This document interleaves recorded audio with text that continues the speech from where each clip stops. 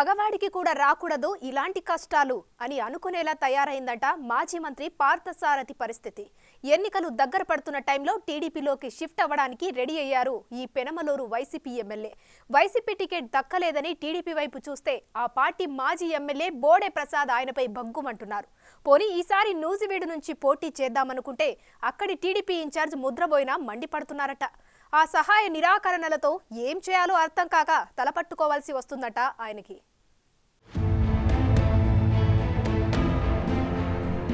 కొలుసు పార్థసారథి మాజీ మంత్రి, senior MLA. వైసీపీలో పెనమలూరు నుంచి గెలుపొందిన ఆయన ఆ పార్టీ వాయిస్ గట్టిగానే వినిపిస్తూ వచ్చారు. అయితే ఈసారి టికెట్ రిజెక్ట్ అయి వైసీపీలో వాయిస్ పెంచే పరిస్థితి లేకపోవడంతో జగన్కి గుడ్ బై చెప్పి బయటకు వచ్చేశారు. పార్థసారథి రెండోసారి ప్రాతినిధ్యం వహిస్తున్న పెనమలూరు సెగ్మెంట్ ఇన్ఛార్జిగా మంత్రి జోగి రమేష్ ని ప్రకటించింది వైసీపీ. దాంతో ఓవర్ నైట్ లోకేష్ కి టచ్లోకి వెళ్లిపోయారాయన. పార్థసారథికి పెనమలూరు టీడీపీ టికెట్ పై హామీ కూడా లభించినట్టు ప్రచారం జరిగింది. దాంతో పెనమలూరు టీడీపీ శ్రేణులు భగ్గుమంటున్నాయి. మాజీ ఎమ్మెల్యే, ప్రస్తుత టీడీపీ ఇన్ఛార్జ్ బోడే ప్రసాద్ తన అసంతృప్తిని బహిరంగంగానే వ్యక్తం చేశారు. టీడీపీ నుంచి సారథికి సీటు ఫైనల్ అయిందన్న వార్తలు రావడంతో బోడే ప్రసాద్ తన వర్గం నేతలు, అభిమానులతో సమావేశాలు పెట్టారు. పెనమలూరు వచ్చిన చంద్రబాబు సమక్షంలోనే పెనమలూరు సీటు బోడేకి ఇవ్వాలని క్యాడర్ గొడవ చేశారు.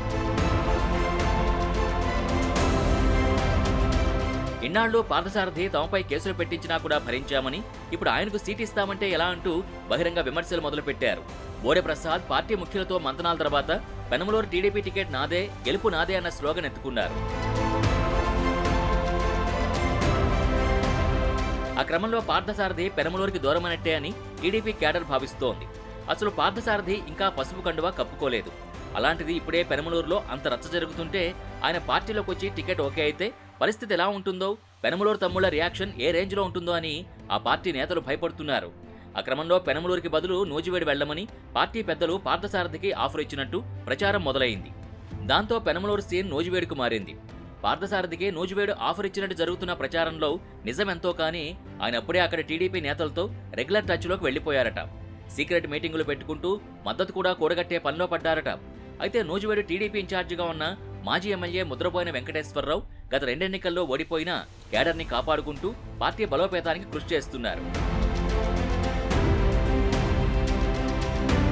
10 ఏళ్ల నుంచి కష్టపడుతున్న తనకు కాకుండా ఎక్కడి నుంచి వచ్చిన పార్థసారథికి సీటేంటని ముద్రబోయిన మండిపడుతున్నారు.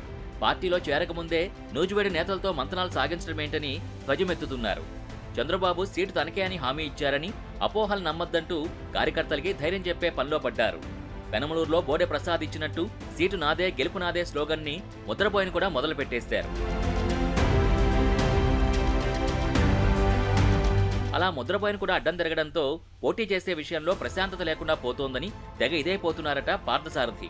పసుపు జెండా మెడలో పడకుండానే నియోజకవర్గాల్లో నాయకులు వైల్డ్ గా రియాక్ట్ అవడం చూస్తూ ఎక్కడి నుంచి పోటీ చేయాలో, పోటీ చేస్తే గెలవడానికి ఎన్ని తిప్పలు పడాలో అని తలపట్టుకోవాల్సి వస్తోందట.